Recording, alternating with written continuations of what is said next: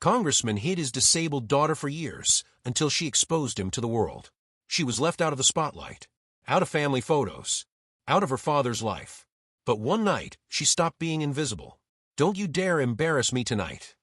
Sarah Chen's father straightened his tie one last time before stepping out of the black sedan. Through the tinted window, she watched him transform, shoulders back, politician's smile locked in place, hand already extended for the first handshake. She stayed in the car, watching him work the crowd like a maestro conducting an orchestra of wealth and influence. At 17, Sarah had perfected the art of being invisible. Not because she wanted to, but because a wheelchair at a campaign fundraiser was what her father called complicated optics.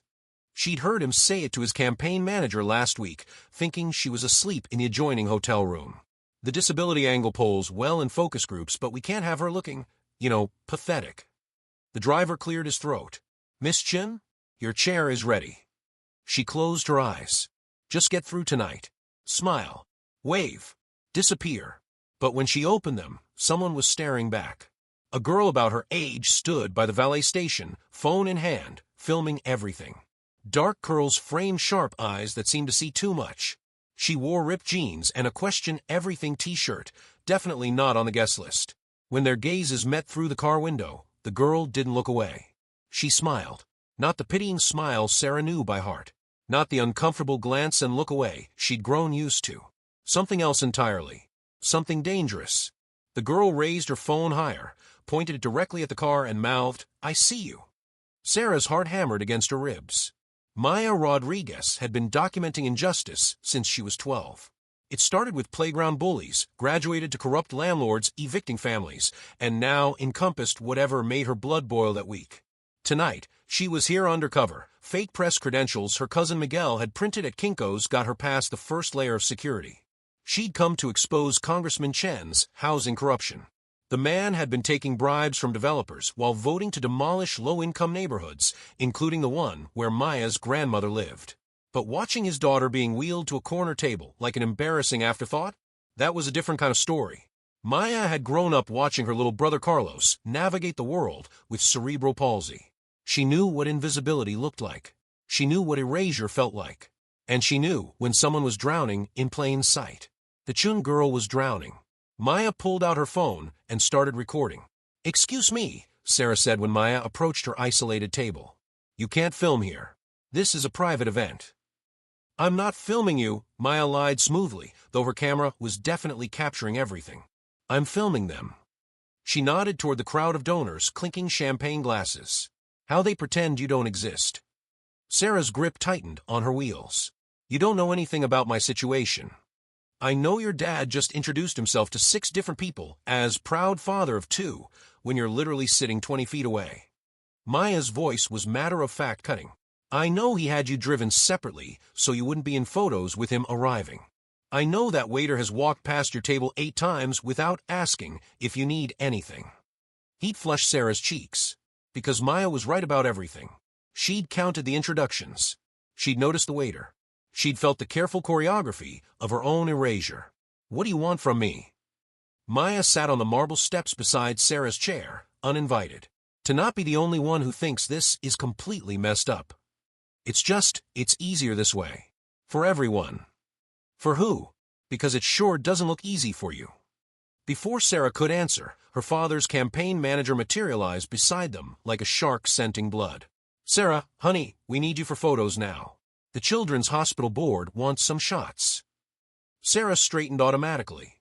The obedient daughter. The inspiring story.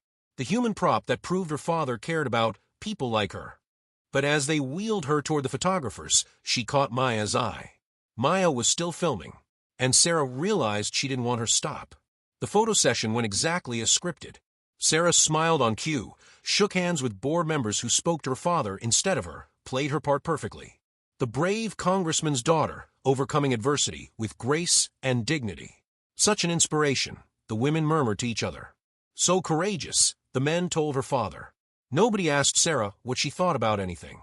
20 minutes later, she was back in the corner, dinner cold, wine glass still full because nobody had offered her anything she could actually reach. Her father never looked her way again. Too busy working the room, collecting checks, building his political empire on a foundation that required her to stay small. Maya found her after the speeches, when the crowd had thinned and the servers were clearing tables. So, still think it's easier? Sarah stared at her untouched meal. What's your point? My point is you're letting them erase you in real time. Maya dropped into the chair across from her, uninvited and unafraid. And you're helping them do it. Easy for you to say. You can just walk away from this. I live here. Can I, though? Maya pulled out her phone, showed Sarah the screen. A video of her father's speech, but the camera focused on Sarah in the background, ignored, isolated, performing her assigned role of grateful daughter while being systematically excluded from every meaningful interaction. I posted this an hour ago. Already has 50,000 views. Sarah's blood went cold. Delete it. Right now. No. Delete it. Sarah's voice cracked, drawing stares from nearby tables. No. People need to see this. You have no right to put my life online without permission. I have every right. This is a public event, and what's happening to you is wrong. You're being abused in plain sight. Sarah felt tears burning behind her eyes, threatening to spill over. You just destroyed my entire life. Maya leaned forward, voice gentle but unwavering. Sarah, your life was already destroyed. I'm just showing people the wreckage. The video exploded overnight. Not slowly, not gradually, like a bomb going off in the middle of political Twitter. #WhereIsSarah started trending by 3 a.m.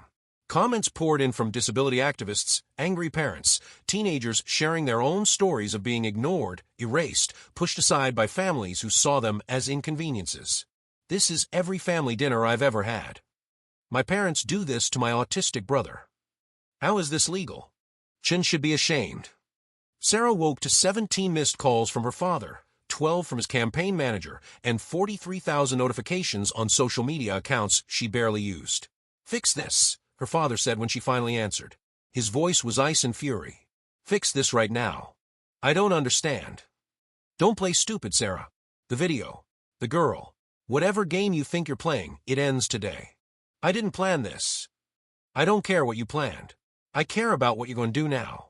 Call the girl. Make her take it down. Say you were sick, tired, having a bad day, whatever. But you fix this, or there will be consequences.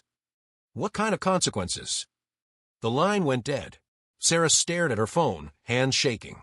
Maya's number was right there. She'd somehow gotten it into Sarah's contacts the night before, probably while Sarah was being photographed. She could fix this. Call Maya, beg her to delete everything.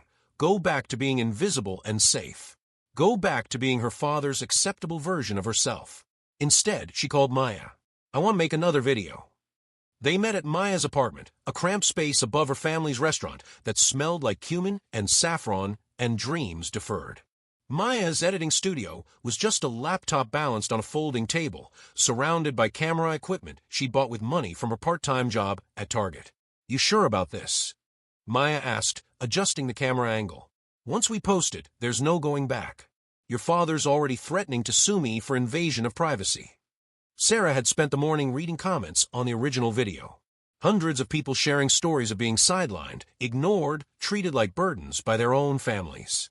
Parents apologizing for never noticing. Siblings admitting they'd been complicit in erasure. She wasn't alone. She'd never been alone. I'm sure. Maya hit record. Hi. I'm Sarah Chun. Yesterday, someone filmed my father ignoring me at his fundraiser. A lot of you have been asking where I was during his speech, why I was sitting alone while he talked about caring for all Americans. Sarah took a deep breath, looked directly into the camera. The truth is, I've been sitting alone my whole life. She talked for 15 minutes. About being hidden during campaign season, shuffled off to boarding schools when her father ran for office. About being called an inspiration, but never being asked what she actually thought about anything. About photo ops that lasted exactly long enough for the cameras to click, then being wheeled away like furniture. About losing herself trying to be the daughter her father could stomach in public. I don't want to be your inspiration, she said, her voice growing stronger with each word. I want to be inconvenient. I want to take up space. I want to disagree with things. I want to be wrong sometimes. I want to matter not because I'm brave, but because I'm human. She paused, wiping away tears she hadn't realized were falling. And if my father can't handle his own daughter's humanity, how can we trust him to handle anyone else's? Maya posted it immediately. Within an hour, it had 100,000 views. Within 6 hours, it hit 1 million. By morning, news vans were parked outside both their buildings, and Sarah's phone was buzzing with interview requests from every major network. Her father stopped calling entirely. Congressman Chun called an emergency press conference for the next afternoon. Sarah watched it live from Maya's apartment, surrounded by Maya's family, her parents, 3 siblings, and grandmother Rosa, who kept patting Sarah's hand and muttering in Spanish about men who forgot their priorities. "My daughter is going through a difficult time," her father read from prepared remarks, his voice carefully modulated for maximum sympathy. "She's been manipulated by someone seeking attention at the expense of a vulnerable young woman." "Oh, hell no." Sarah was moving before she'd fully decided, Maya scrambling to grab her camera and follow. They took an Uber to the press conference, arriving just as her father was taking questions. "Dad, stop." Sarah rolled through the back doors of the conference room, Maya behind her with a camera, the assembled reporters spinning around like they'd seen a ghost. The room erupted. Camera flashes exploded like fireworks. Reporters shouted questions over each other.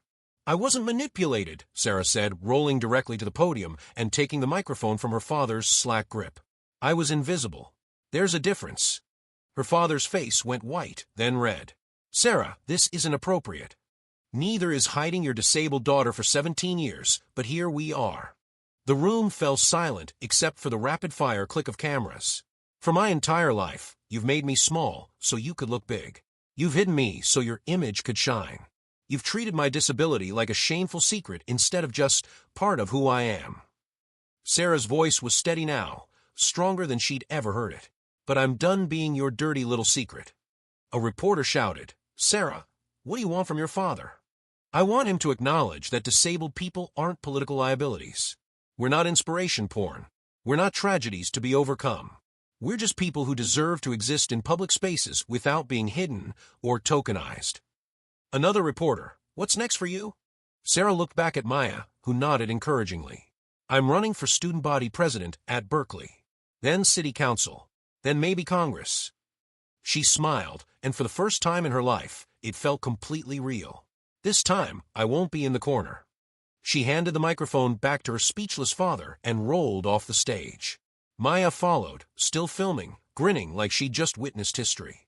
The video broke the internet within 2 hours. The aftermath was swift and brutal for Congressman Chun. His poll numbers collapsed overnight. Major donors pulled funding. The housing corruption story Maya had originally come to investigate suddenly found eager audiences. Apparently, voters were less forgiving of politicians who couldn't even treat their own children with basic dignity. Opposition researchers dug deeper, finding a pattern of Chun systematically excluding Sarah from family events, campaign materials, even Christmas cards sent to constituents. The optics were devastating, but Sarah didn't feel victorious. She felt terrified. "I ruined my family," she told Maya as they sat in the hospital cafeteria where Sarah was getting physical therapy. "It was the only place paparazzi couldn't follow. HIPAA laws still meant something. My mom hasn't spoken to me in 3 days. My brother thinks I'm a traitor. Dad's career is over." "Your family was already broken," Maya said, stirring her coffee with a plastic spoon. "You just stopped pretending it wasn't. Easy for you to say. Your parents still talk to you." Maya laughed bitterly. "My parents think I'm completely insane for dropping out of college to make videos about social justice. They want me to be a teacher, get married, have babies, live quiet dreams that don't make waves." She looked at Sarah seriously. "But sometimes insane is what changes things. And if nothing changes, if I threw away everything for nothing, then at least you threw it away for truth.